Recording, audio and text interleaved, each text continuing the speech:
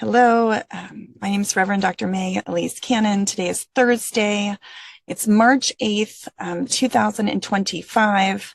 There have been three votes for the new Pope, and as of yet, that has not been announced. Today is day 580 since October 7th of 2023. And as in past weeks, I have quite a robust weekly update today.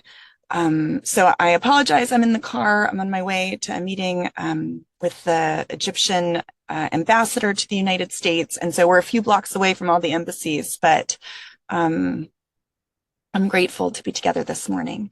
I thought that I would start with Yemen. Yemen this week, there was big news. The U.S. and the Houthis, who were designated as a terrorist organization, taken off the terrorist list, and then put back on just in the last, 100 plus days of the Trump administrations. But the U.S. and the Houthis came to a bilateral deal, and they've reached a truce between the Houthi rebels, who've said that they will suspend their airstrikes against U.S. ships, and the U.S. has said that they will stop their airstrikes against Houthi targets. So this was effective immediately. It happened yesterday. President Trump stated the militants capitulated and would no longer target ships in the Red Sea and the Gulf of Aden. Oman was a part of helping to mediate the truce. It was unclear when all this first came out if this applied to the U.S. and all ships or just U.S. vessels. It was suggested that this ceasefire did not extend to Houthi attacks against Israel. That became clear after this because Vox came out with a news report. They talked about the specific details. The Houthis haven't actually attacked a container ship on the Red Sea since around December. That was before the U.S. bombing campaign, which has been so prolific over the past weeks, where dozens of people have been killed in Yemen by U.S. airstrikes. Shipping companies are likely going to want more reassurance before they resume full use of the Red Sea. According to the Israeli Defense Forces, prior to the U.S. deal, the Israeli military fully disabled Yemen's main airport. So there was an Israeli attack on the airport in the past couple of days. This was in Sana'a, the capital. That happened on Tuesday. But after this announcement yesterday, the Houthis have affirmed that they are going to continue their missile launches against vessels in the Red Sea that are traveling to Israel or that are not American. They said until the aggression against Gaza stops and the blockade is lifted. The Houthis also said they will, quote, ban air traffic, end quote, until Israel's blockade on Gaza is lifted. So this past week, there were Houthi missiles fired at Israel. One of them hit the airport. It actually got through the Iron Dome. It did not hit a terminal or a plane. This happened over the weekend, but it caused Western flights and Tel Aviv airport closed. United wasn't resuming their flights until today, for example. So that's significant news. There are images also of the aftermath. The U.S. struck a Houthi-run compound that was used as a migrant detention center. They said that they being the U.S., said that it was potentially used for military purposes. That American attack killed at least 38 people and injured 32 people. That happened last Monday. It's almost certain that that number of 38 people killed is an undercount. The Houthi rebels said that the number was 68 people killed in that attack on Monday. So all that's happened in the last week, right? A major American attack and now a ceasefire deal. May we pray and hope that a ceasefire deal extends certainly beyond Yemen. In Syria last week, there also were significant escalations. Israeli fighter jets bombed an area very close to the presidential palace in Damascus. This was a clear message to the Syrian regime that's run by al-Shara that Israel will not allow the deployment of forces south of Damascus or any threat to the Druze community. So Netanyahu said that. The Syrian government didn't respond, but they said that they rejected foreign intervention when Israel carried out against strikes that happened south of Damascus. This was specifically in response to something that had happened a few days before, where there's a Druze militia, there's security forces, and then there are these Islamist fighters that are Sunni. So one of the questions is, how much does al-Bashara, not Bashara, sorry, that's the other one. How much does al-Shara, the current president of Syria, how much control does he have? And so these Islamist fighters got into conflict with the Druze. So this issue of the Druze has been at the center of Syrian-Israeli hostilities, particularly this past week.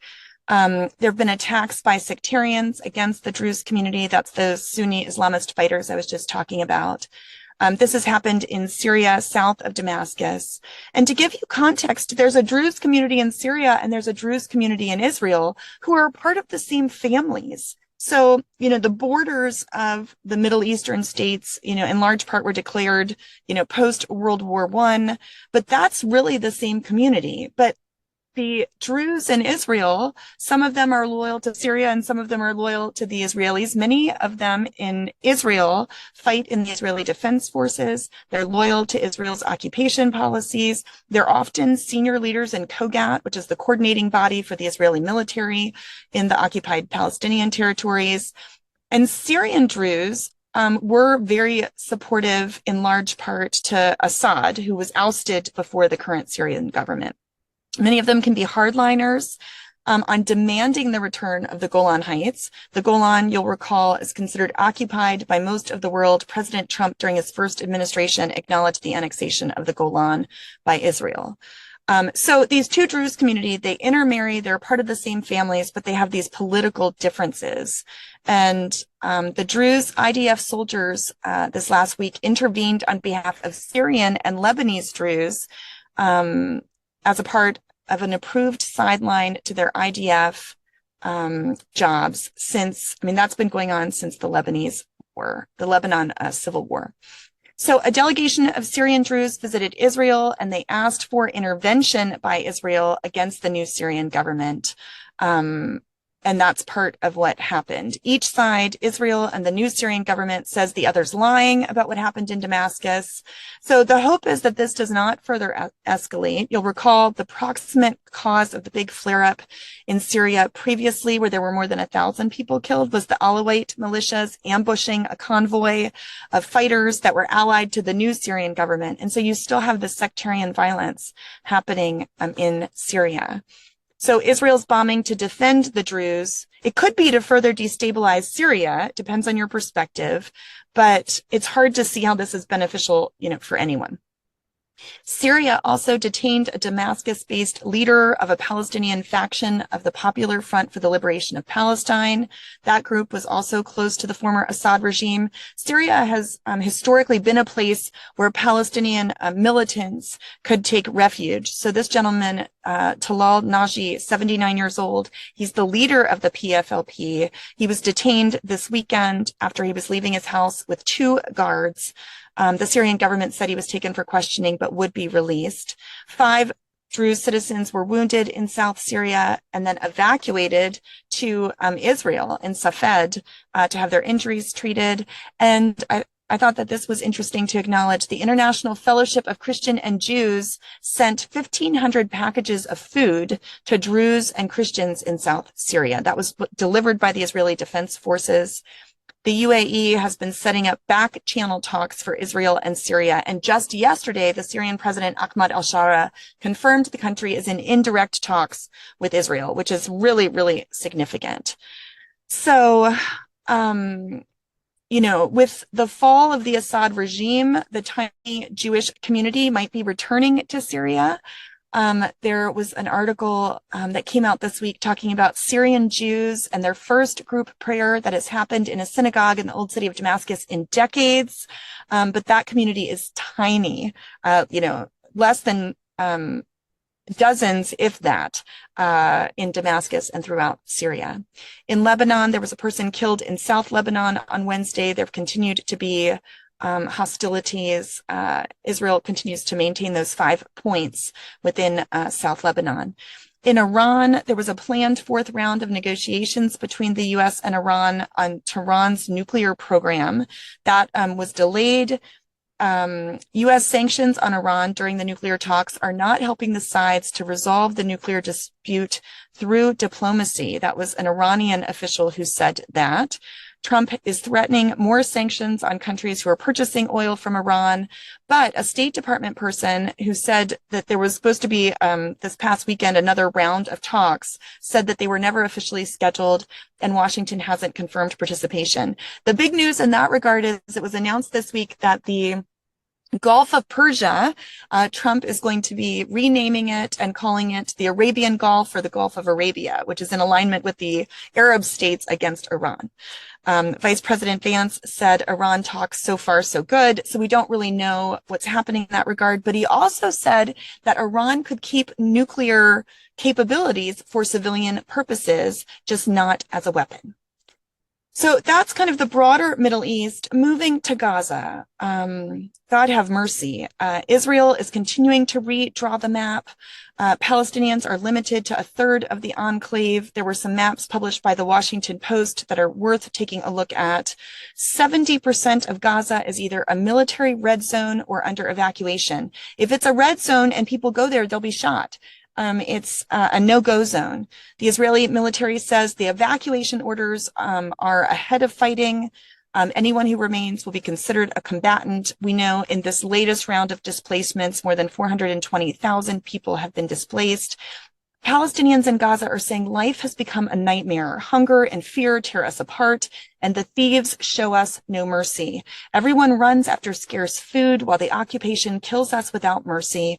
The world closes its eyes to our suffering, and we struggle to stay alive.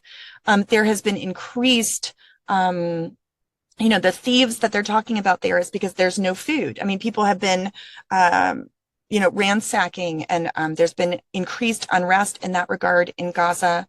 A report came out this week which said something that we knew to be true. We were saying it all along, but the report was by the Defense Department's Inspector General, the new one for Trump.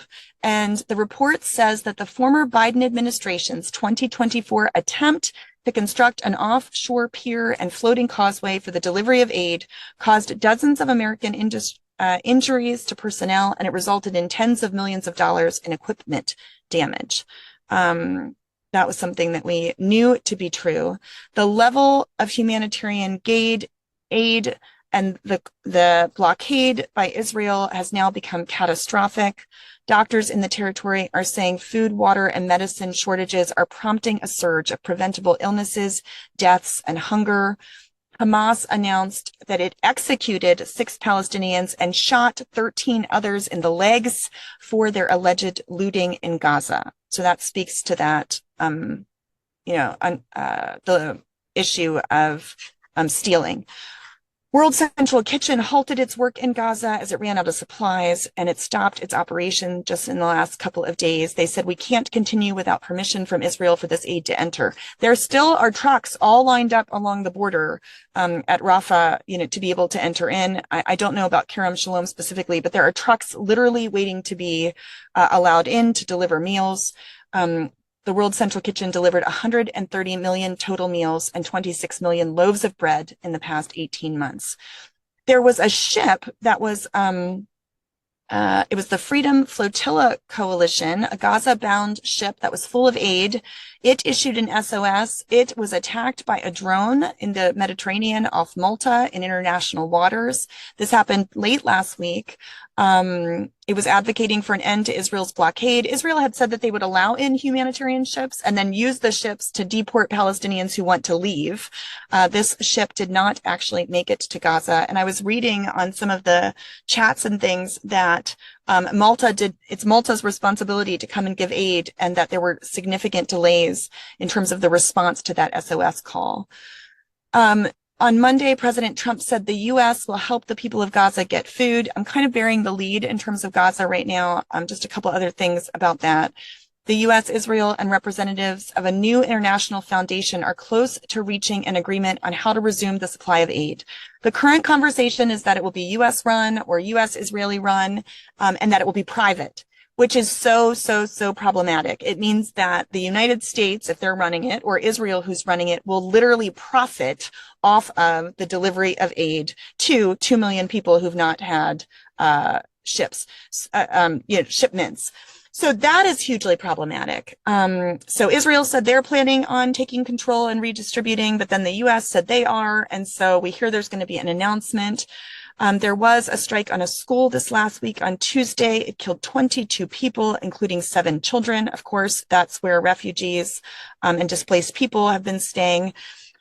Just yesterday, 107 Palestinians were killed. And so, the death tolls continue to just be, the whole situation is catastrophic. Palestinians are turning plastic into diesel because they have no fuel. And so this is dangerous, not only for the cars they're putting the diesel fuel in, but this is very, very dangerous for the fumes that it puts in the air.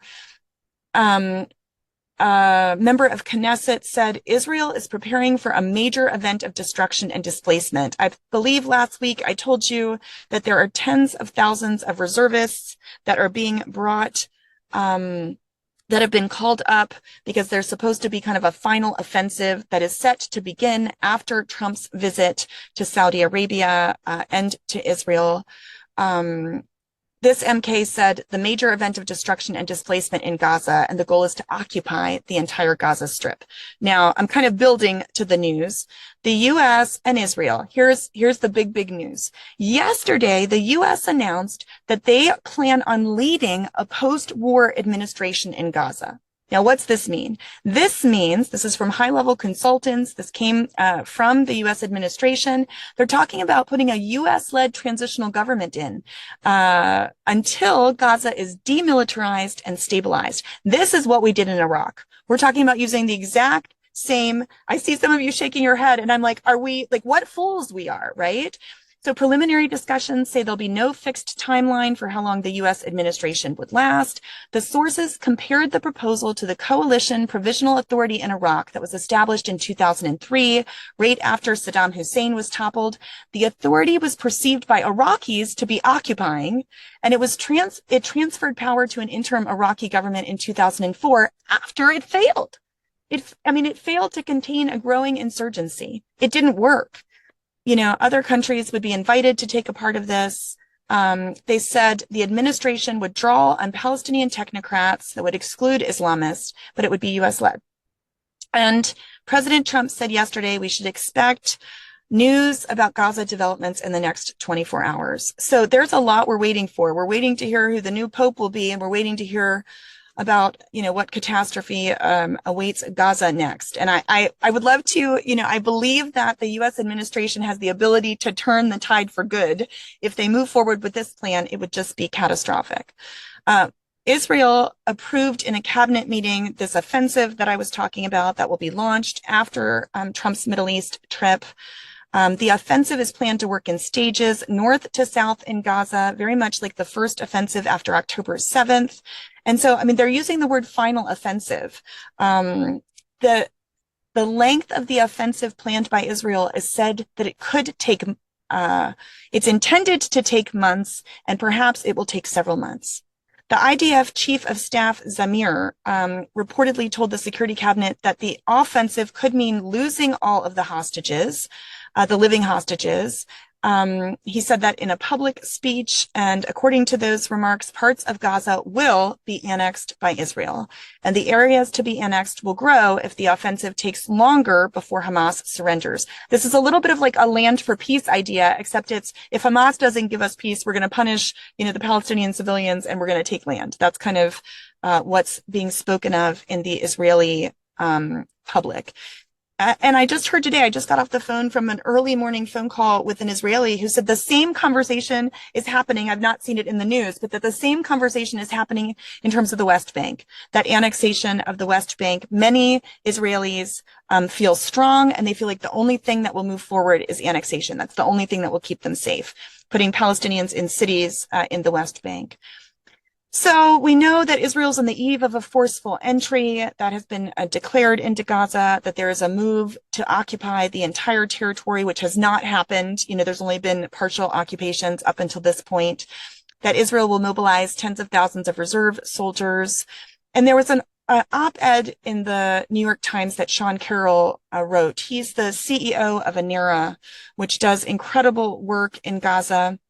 And he just said a full-blown humanitarian emergency is no longer looming. It's here and it's catastrophic. It's been more than 2 months since humanitarian aid and commercial supplies have been limited in terms of entering into Gaza. He talked about the 2 million people in Gaza, nearly half of them children, surviving on a single meal every 2 to 3 days. It was a single meal every day, and that has decreased. ANERA has seen signs of prolonged starvation and is becoming more frequent and alarming. In 10 days, lab technicians detected ketones, which is an indicator of starvation in 1/3 of the urine samples that were tested. Food, fuel, and medicine are exhausted or close to it. And he closed his op-ed by saying, when we talk about peace, we must ask, what kind of future are we envisioning if an entire people are left to suffer starvation? Israelis will not be safer while Gaza remains under siege, and sustainable peace is not built through domination, but through dignity, freedom, opportunity, and mutual security. This is a moment of moral reckoning.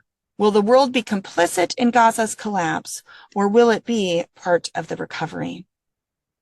The total death toll now in Gaza is at least 52,495 Palestinians.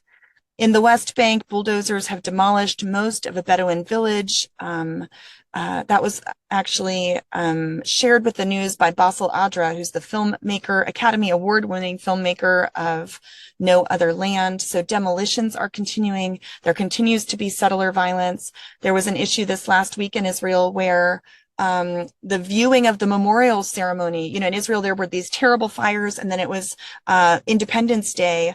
And as a counter movement for the last many, many years, there's been a memorial service that honors the lives of Israelis and Palestinians who are lost. And settler violence and extremism within Israel have gotten so bad that a Reform Jewish synagogue in Israel was attacked, where people were watching that film. Netanyahu confirmed this week 21 hostages are alive, but there are 3 more they are uncertain about. We don't know about Aiden Alexander. He is the last American hostage who might be alive.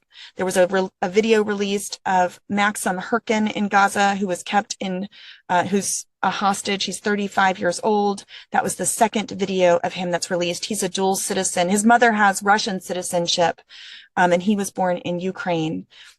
I talked about that synagogue attack. Standing Together is an organization that's doing really incredible work. They were a part of that. That synagogue was attacked by 200 demonstrators, and 30 people inside, Jewish Israelis, had to be rescued by the police. We also know that there was a threat of an attack on the Israeli embassy in London, and 5 Iranian nationals were arrested. And then 55 organizations operating in Israel and the OPT signed a letter protesting against Israel's new registration system, which is seeking to limit the ability for international NGOs to be able to work. Just a couple more updates, and then I'm afraid I'll have to run to go to this meeting. The 6-year-old Muslim boy in the U.S. who was killed in a hate crime in Illinois after October 7th, a man was sentenced to 53 years in prison for that attack on him. His mother was injured, but the 6-year-old boy was killed. The Trump administration, this is also significant news. OPA, the Office of Palestinian Affairs, is being closed. OPA was, the U.S. had a consulate that engaged with the Palestinians. That was downgraded to OPA, the Office of Palestinian Affairs, but it's still reported to the State Department, not to the U.S. Embassy in Israel. That's essentially being closed, and now any Palestinian engagement will happen under the U.S. Embassy to Israel. 3 fighter jets over past months, 2 in the last week, 2 fighter jets have, U.S. fighter jets have gone down. This is related to the USS Harry Truman, which is in the Red Sea. The cost of this to the U.S. taxpayers could be $180 million. This came after the U.S. said that the U.S. is ceasing its air campaign against the Houthis. 94 Democrats in Congress urged Israel to resume shipments of humanitarian aid, which is quite significant. But, there's in the House, there's more than 400, I think, in terms of the total number. So it's still relatively small considering the total number of members of Congress we have. So 94 called for the resumption of aid, all Democrats. Yesterday on Columbia, the library was taken over by pro-Palestinian activists. And at the same time, there was an article that was published how Jewish students who support Palestinian rights are being ignored in the story about what's happening at universities. And so I just would close, I mentioned the conclave. Pray for the Catholic Church as they're seeking to elect their new pope, and the cardinals are in conclave. I shared this quote that I heard yesterday about Helen Keller, who was deaf and blind, and the first deaf and blind person to get her to graduate from college. She graduated from Radcliffe, cum laude in 1904. Helen Keller said, although there is suffering in the world is full of suffering. Although the world is full of suffering, it is also full of overcoming it. And there are signs of people who are still standing up for good. There's a peace summit happening in Israel that's being convened by 3 Israeli women. The organization that's convening it is called It's Time, the People's Peace Summit. They're saying that this has to be brought to an end, and it's time not only for Israelis, but for Palestinians, for all of this to be brought to an end. So may peace come quickly in the name of Christ. Amen.